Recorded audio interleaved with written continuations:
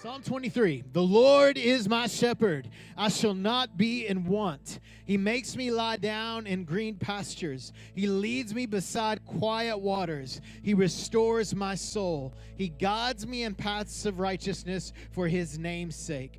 Even though I walk through the valley of the shadow of death, I will fear no evil, for you are with me. Your rod and your staff, they comfort me. You prepare a table before me in the presence of my enemies. You anoint my head with oil. My cup overflows. Surely goodness and mercy will follow me all the days of my life, and I will dwell in the house of the Lord forever. Give somebody a high five before you sit down. Hey, we're focusing this morning on verse 3. He restores my soul. He guides me in paths of righteousness for his name's sake. Now, sheep are built in such a way, we've all seen sheep. Sheep are built in such a way where they're kind of top heavy, right? It's like a monster truck with like little bitty, like, micro machine wheels. And so you guys know how it is, like they skip leg day. And so sheep are built in such a way to where it's easy for them to fall over. They could step into a ditch or a hole or get knocked over by other sheep, sometimes scratching themselves. And sometimes they're just out of shape, so they fall down. When I was a kid, they had a commercial on TV about, I think it was called Life Alert, and there was this woman that's like kind of by the couch, and she's laying there, and she's like reaching out, and she's like, help, I've fallen, and I can't get up. Has anybody ever seen that commercial? And that's kind of what happened to sheep sometimes. They have this condition, and it's called being downcast. Everybody say downcast. It's an actual term for shepherds. They call that. That's what happens to a sheep when they fall down and they can't get back up. And so what the problem that happens is sometimes when the sheep fall down and they can't get back up, they begin to, their stomach begins to develop gases and stuff like that because they're not able to breathe properly. And their stomach can swell and harden, and it can actually suffocate the sheep. So they can die just simply from being in a state of being downcast, falling, and they can't get up. Isn't that tragic? And so what the sheep needs, is they need not another sheep to come get them up. They actually need a shepherd to come in and to help them get up so they can do the things that they're supposed to do. Now, Psalm 43, David shares this. He says, "Why are you so downcast, oh my soul?" So he's saying, listen, my soul is like the sheep. Some of my sheep that out there that get lost, my soul is like that. My soul at times gets downcast. How many of you have ever felt like that? Like you fell down, or maybe you're scratching an itch, or maybe an event happened in your life and you got knocked over and you were like that woman. I've fallen and I can't get up. I need some help. And David says this. He says, this is how my soul is. Why so downcast, oh my soul? Why so disturbed within me? And then he tells his soul this, put your hope in God. For yet I will praise him, my Savior, the one who saves me from my downcast position. Life happens, doesn't it? We suffer loss. We get knocked down. Sometimes we're in that condition just because we're out of shape. Right? We've gotten so fat and fluffy that, those little beady legs won't hold us up anymore. And for me, this happened. In 2016, we had just moved into this building. We did a lot of work. Man, I was super physically tired. I was emotionally tired from just putting all this time in. We were wrestling with the city, and we had lost some people over the course of that year, some people in our church that were really dear to us. And it's always hard when someone leaves a church, because you love them and you're in a relationship. And so we had lost some people, and we had all this stuff going on. The church at that time was about 4 years old. And we thought the church was going to be a little further along than it was. We thought we'd just kind of move out here and, play a couple of songs. I'd get up and preach real hard, and people just, show up. We'd have like a mega church in like 2 weeks. We kind of thought that's what would happen. And so, I found myself in this condition with all this disappointment. And I was grumpy. Come on, I was stressed. Some of you are like, oh, I remember. Yeah, you were real grumpy. I was stressed out. I couldn't chill. Like my days off, I was just frustrated. It seemed like I was always annoyed, always frustrated, very intolerable of everybody and everything. And so I was dealing with this specifically in the fall of 2016. So when Christmas time came around, Leslie and I were getting ready to go to El Paso, to West Texas, to celebrate Christmas with our family like we do every year. So, man, we were packing Christmas night, and the next morning we loaded all of our stuff, and we're on the road. We're actually on the road early, which for me is like really, really good. I like to be early. And so we were on the road like a few minutes early, I think, and I was just frustrated. Like, I had barreled through Christmas. How many of you have ever been through a season before and you're like, I can just power through today? And that's how it was on Christmas. I powered through. But, man, the day after that, I just didn't have anything in me. And so Leslie and I are driving down the road, and I'm grumpy and I'm complaining. And Leslie looks over at me and she said, what is wrong with you? And that was the same question that I've been asking myself for months. And I told her, and it was very difficult. You got to understand something. I totally believe that I am in charge of my happiness. I totally believe that. I believe that 100%. That nothing else has control of my happiness. I have control. And so when I said this, it was huge. And I look at her and I said, I'm just not happy.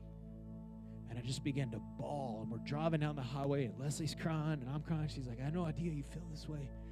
I was like, I thought the church would be further. And all these people that we invested our lives into, and they're gone. And I'm falling, and I can't get up. And I'm dealing with all these issues. And so I would like to tell you that broke it, that was the end of my discouragement. But it wasn't actually. It was just the beginning, because when I said that, it's like I've kind of took ownership of this like discouragement. And it seemed like anytime I meet a friend or a pastor, which I have, mentors in my life, and I have a pastor that I go to and talk to, it seemed like every time I had the opportunity to whine about my circumstance, I would. And I'm not a whiner. If you know me very well, you know that I'm just not very negative like that. And I would just begin to tell him, how's the church going? It's hard. I just talk about how hard it was. And I was just really unsettled and unhappy, and I was really like, man, God, what am I going to do with my life? Like, this is not what I signed up for.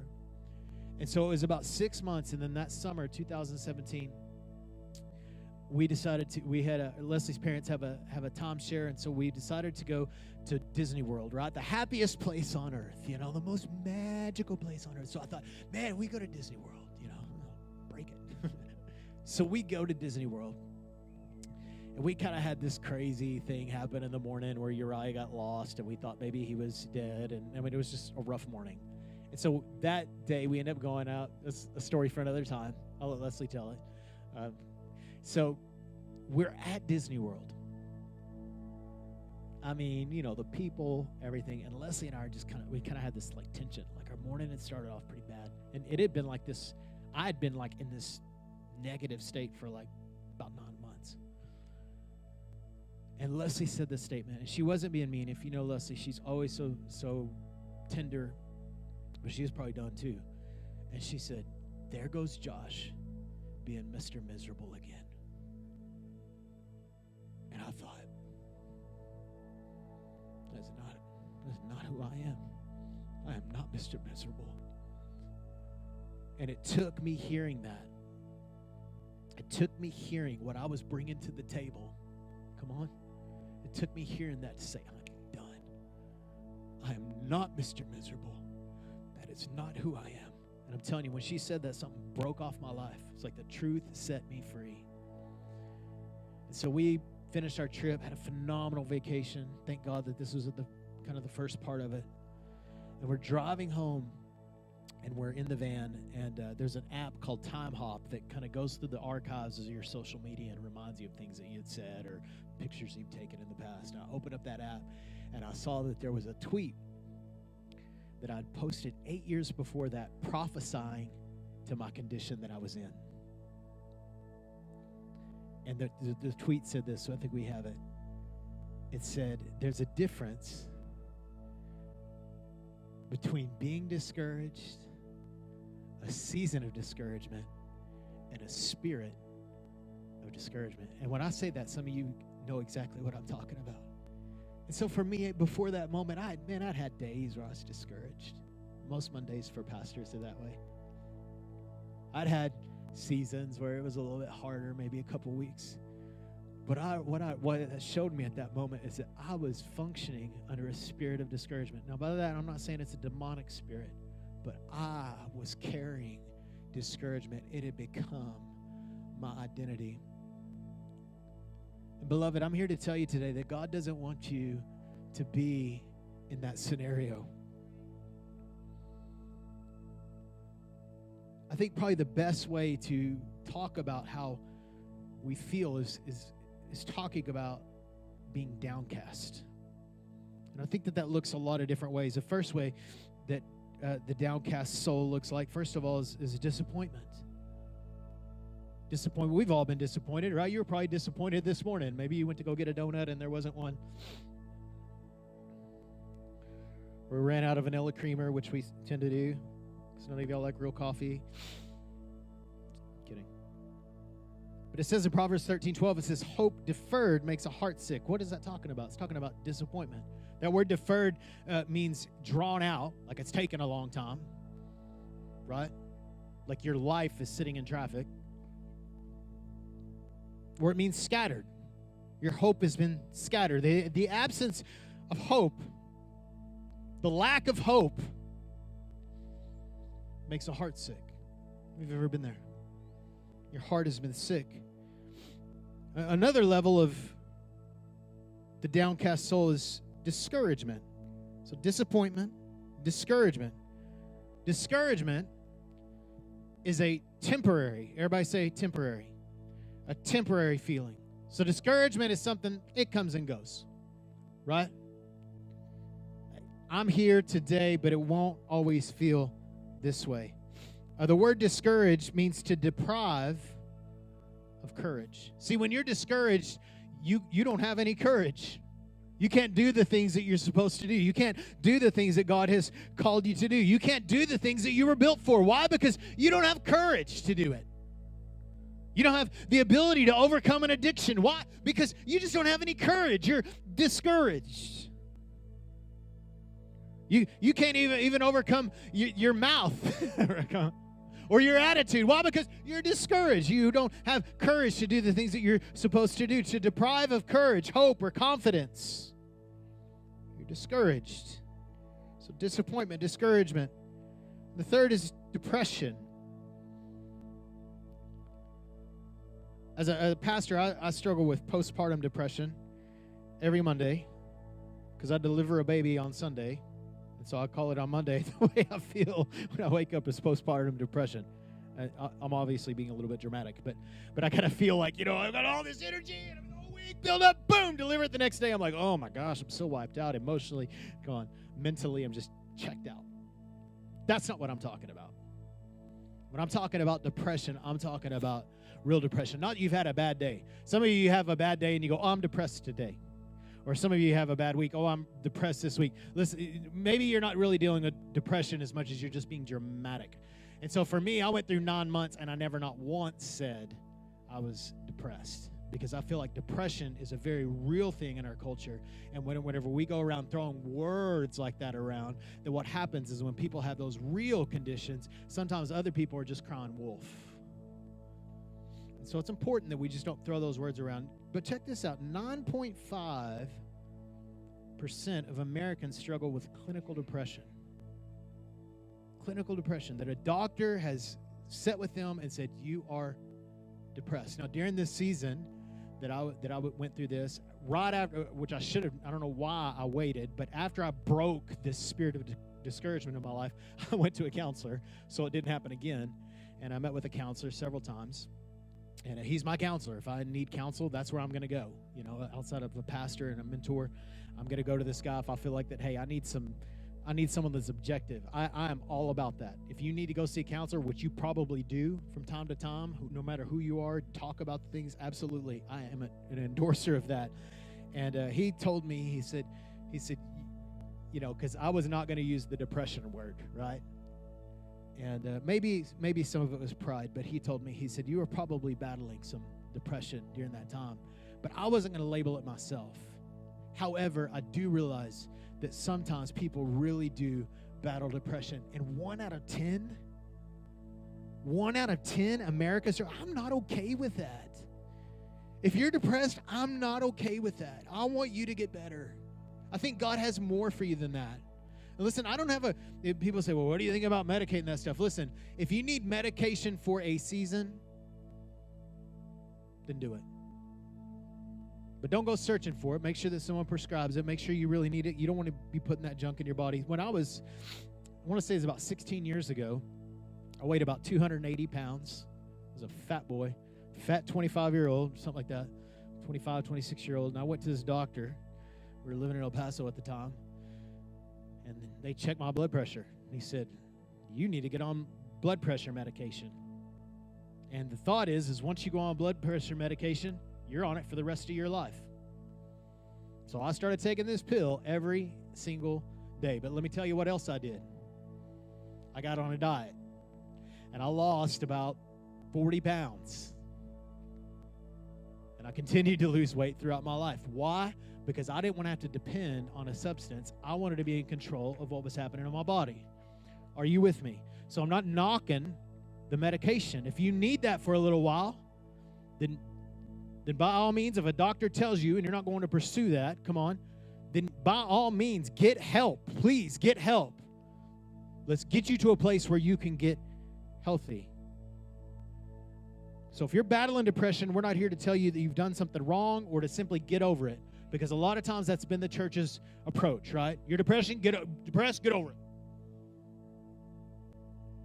And that's kind of my default, to be honest with you. That's kind of where I'm like, you can get over, you can. And I do believe you can overcome it. However, sometimes you need some help, and we're here to help.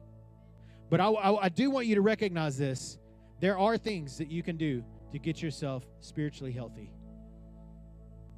Come on. And I think you try these things first. Because everything, listen, beloved, everything is spiritual. Everything is spiritual. Do you understand this? That you are a soul with a body. You have a body. So there might be some jacked up things in your DNA. There might be some physical things that are causing you to feel certain ways. Absolutely. But listen, everything is spiritual. And spiritual things can override the natural things.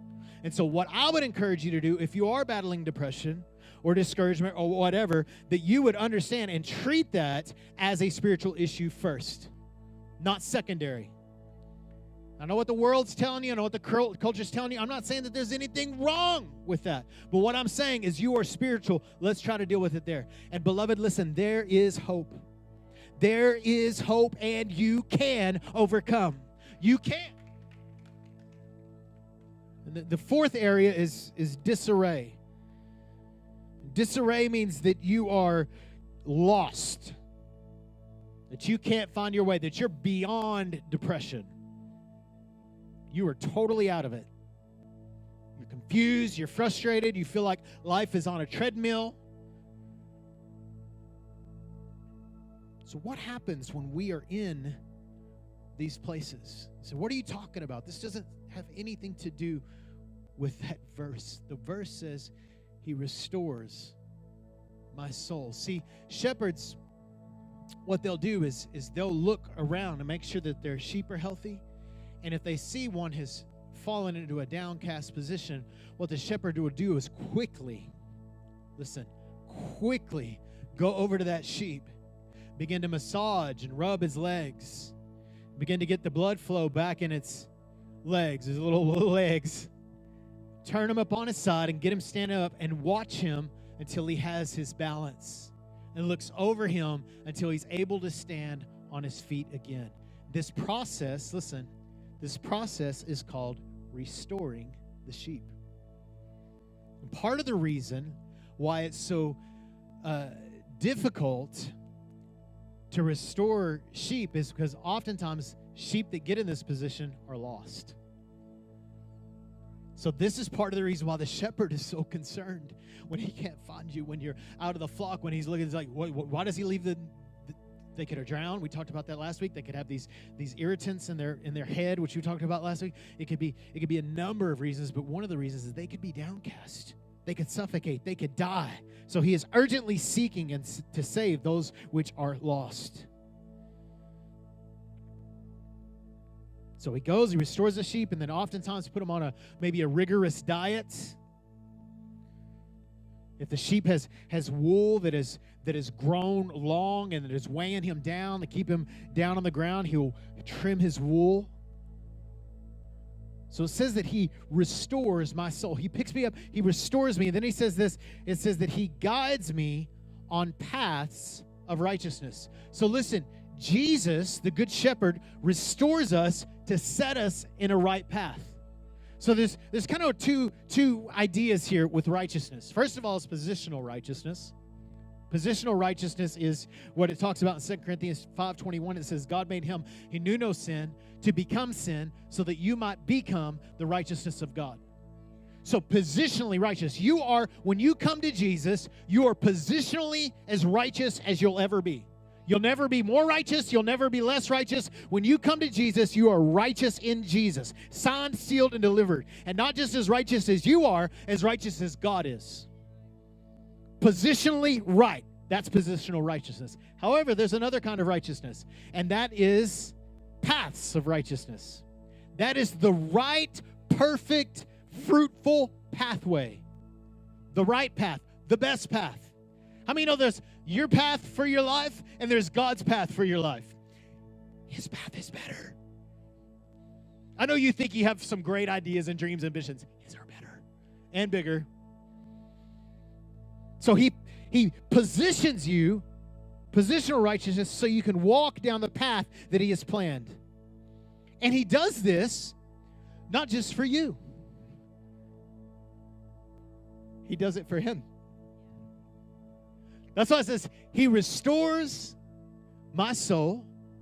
He leads me on paths of righteousness for his name. For his name's sake. So, beloved, don't you think he is more concerned about your health than you are? He's more concerned about your health than you are. I love you. I'm concerned about you. But he is way more concerned than you are because it's for his name's sake. His name is on the line. So he invested. He gave it all so you could be restored. So that you could walk on the best path. So if you think it's his name's sake, don't you think he is more concerned about you than you are concerned about it? So once he positions us, how do we stay up? How do we stay up? Everybody say, stay up. How do we stay up? Psalms 16. You ready? Here it is. Here's the answer. I will bless the Lord who has given me counsel. The Lord was David's counselor. Nothing wrong with having earthly counselors also, but the main counselor is God. God is my main counselor. My heart also instructs me in the night season. I know in my heart, because God is counseling me, that he instructs me even in the dark season, even when it's night on my soul, the great night of the soul. Listen, he instructs you even there. The Lord is my shepherd. I have set the Lord, and here's the key right here. I have set the Lord always before me. Circle that. Always. I have set the Lord always. How often? Sunday mornings? Community group? Bible study time at home? Quiet time? Some of you don't need a quiet time. You need a loud time with the Lord. Always. He's always before me. I have set him there. I'm not waiting for him. I've set him there. Here you are, Lord. Because he is at my right hand, because he's right there, I will not be moved. I'm unshakable. Therefore, because of that, because I've done all these things, when we see a therefore in the Bible, you go, why is it therefore? Well, he just told you all this stuff. Therefore, my heart is glad. Some of you want a glad heart. Set the Lord always before you. And my glory rejoices. My flesh will also rest in hope. Even my flesh. For you will not leave my soul in the grave, nor will you allow your Holy One to see corruption. It's for his name's sake. You will show me the path of life, that righteous path. In your presence, there it is again. The Lord always before me. In your presence is fullness of joy. Where the fullness of the Lord is, there is fullness of joy. So I would encourage you to invite the Lord to your discouragement. Invite the Lord to your depression, to your disappointment. Invite the Lord there, because in His presence there's fullness of joy. At your right hand are pleasures forevermore. I love that. It's always pleasurable. It's always joyful, because He is full of joy. And He wants you to be full of joy. He wants you to be full of hope. He wants you to be full of life. He wants you to be full of Him. So how can we stay up? Well, first of all, live close to the Good Shepherd, because that's what we're talking about, right? Being in His presence. Not just Sundays. Sundays are great. It's a great little boost. Our tendency sometimes when we get discouraged is we get on the ground, we lay there and we go, bleating to death. That's bad. No, we said that first.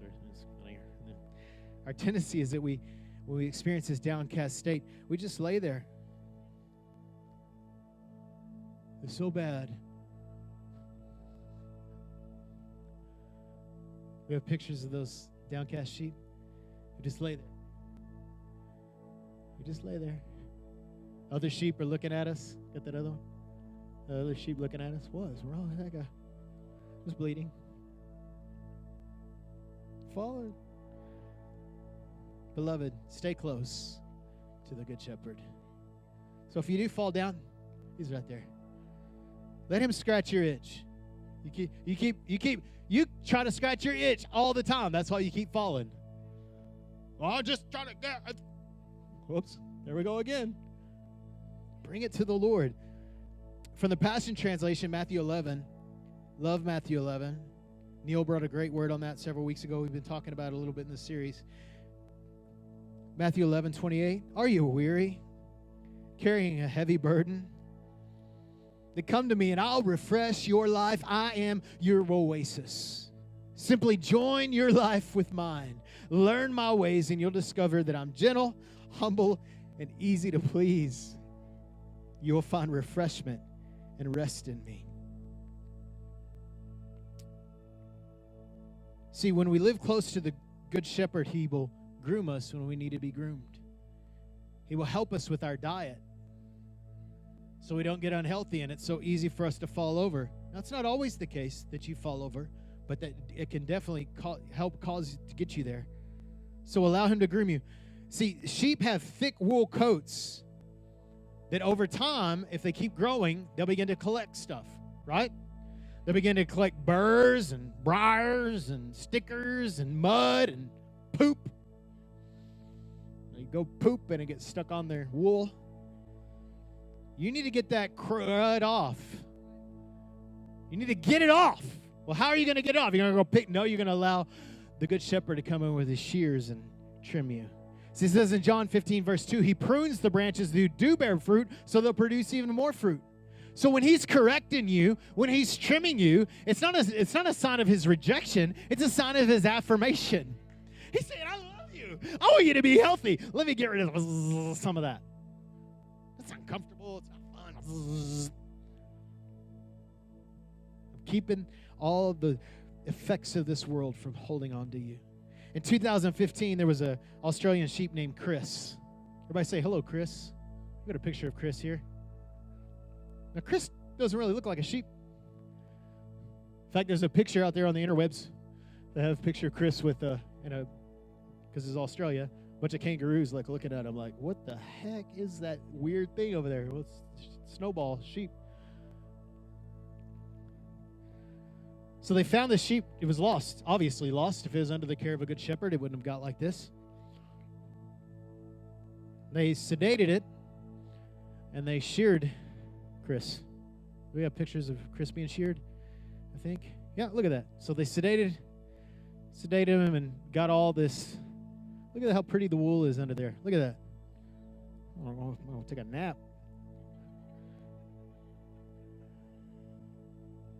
They said that they sheared off 89 pounds of wool off the sheep. Now, wool isn't that heavy, like just holding in your hand. 89 pounds. We have before and after, I think. Oh, it's a cute little like 40-pound sheep. Think about how hard it was to carry that around. Think about all the mess and the manure and the stickers and all the junk that it carried around.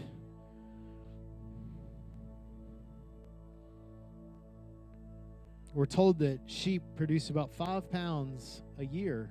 Do the math. 89 pounds. How long had this sheep been alone? I read that after they trimmed Chris, that they were able to produce 30 sweaters from that wool. Did you know that you were meant to give of yourself? In fact, if not giving of yourself is unhealthy. You're created to produce in such a way that you would benefit others. Come on. So if you will learn to hold loosely to what is mine, you might be a little more healthy. Because you were meant to yield. And you say, well, he's talking about money. Yeah, we're talking about money, but we're talking about more than that. Some of you are so stingy with your emotions. You're so stingy with your honor. Come on. You hold on to courage. You're so stingy with forgiveness, with tenderness, with mercy. You're so stingy, and what's happening is you're just creating something that's just holding on to everything that's thrown at it. And it can kill you.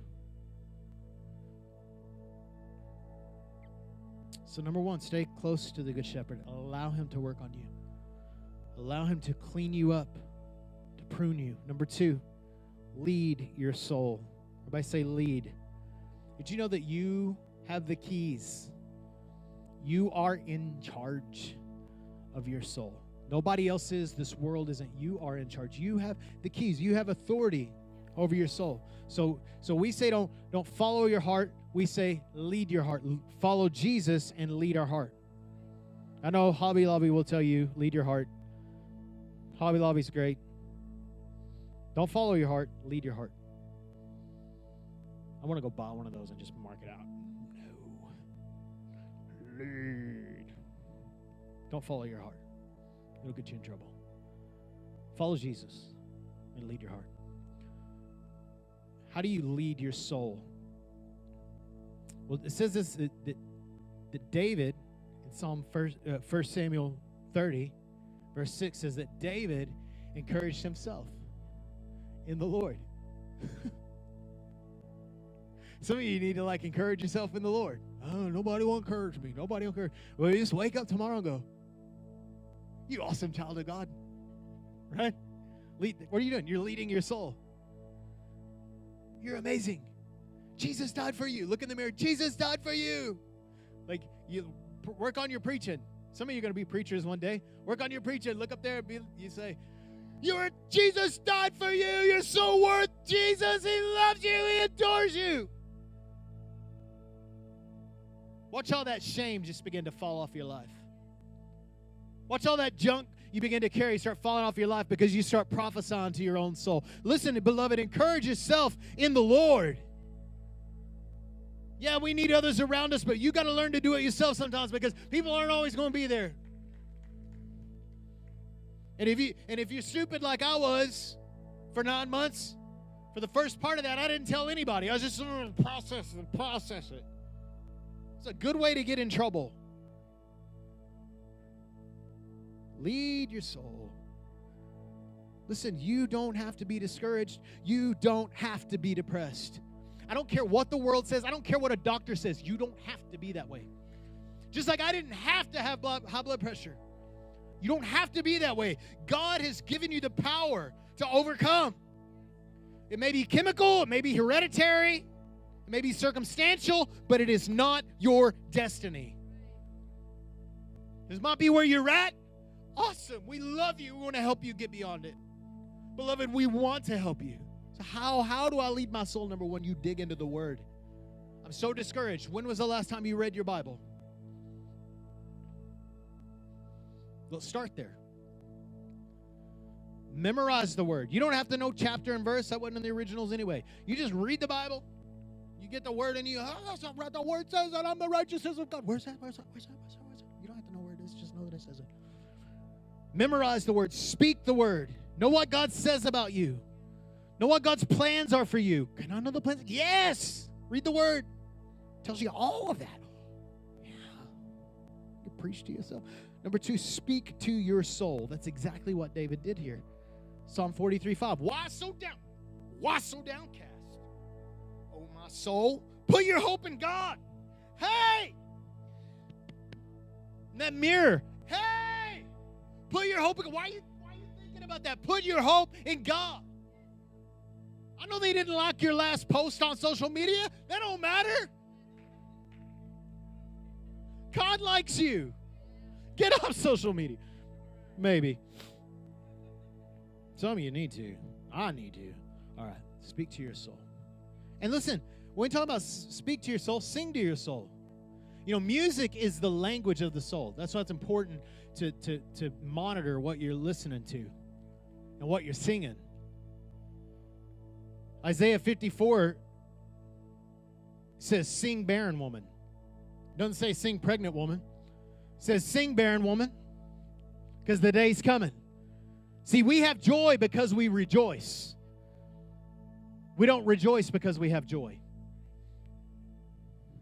I mean, we do, but sometimes the rejoicing part comes first.